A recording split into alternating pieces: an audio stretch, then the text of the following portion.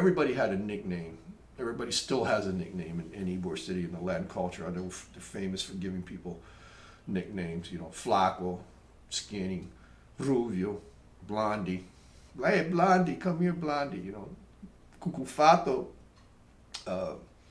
was a street guy, kind of a, you know, indigent person that was around 7th Avenue as a child, and he was very interesting because he would be sitting there in his realm, and if you get anywhere close to him, he'd start yelling, "Fufugato, fufugato!" Like, I don't know what it means. Just kind of stay away from me, or put a curse on you and your family. I'm not sure, but so everybody called him Fufugato. Picadillo Picadillo is a dish, you know. It's a ground beef dish that they make, but it's also the nickname for Gene Perez, dear family friend of mine. His father was Picadillo. His father was a barber, you know, so he would cut hairs. So that's, in Spanish, picando means to cut, right? So they called him Picadillo because he would give people haircuts, Picadillo. And the best one is Bichito. Bichito means little bug. Bichito is a piece of really cool Tampa, Ybor City history. His son, Baldomero Lopez, was the first Hispanic Congressional Medal of Honor winner. He died during the Inchon landing. He was strafed by machine gun fire when they were coming ashore, and he was going to throw a hand grenade. The hand grenade, he was hit across the chest with machine gun fire. He dropped the hand grenade. He was a lieutenant, and in order to save his men, he threw, you know, himself with his last motion. He basically grabbed the hand grenade that he had dropped and put it in his body so that his men wouldn't get injured from the hand grenade going on. So Bichito was his father, and Bichito was a lector. And I don't know if this is kind of an interesting part and how deep the history of Ybor City.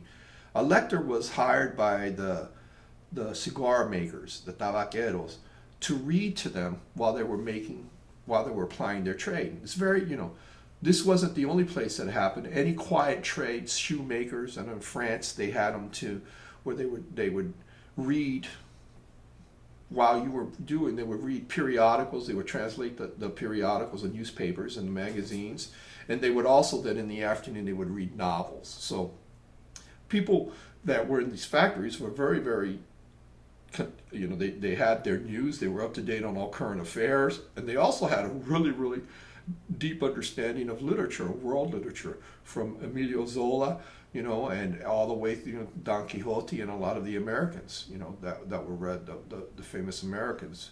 But Bichito was that. Bichito was all this, but his name, Little Bug, his nickname, Little Bug, how does that come from this guy who was like such an intellectual, you know, and like well-respected kind of thing? Well, on his deathbed, on Bichito's deathbed, his other son, Joe Lopez, who were dear friends, they're cousins, and dear friends, family friends, because I asked Joe about this. He said, Bichito, you know, and he starts laughing, goes, you know, I never knew where the name came from, but when my dad was dying, he was in the hospital, I said, Dad, where did Bichito come from? And he started laughing. He goes, when I was a young man, you know, we used to go walking down 7th Avenue in Ybor City, and one day these beautiful girls were coming, you know, towards us.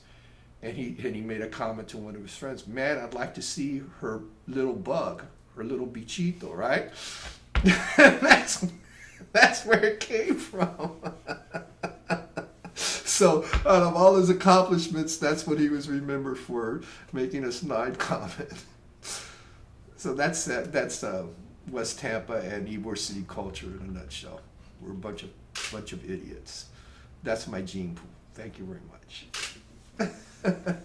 El gran cangrejo and his band of cangrejitos with cigar picking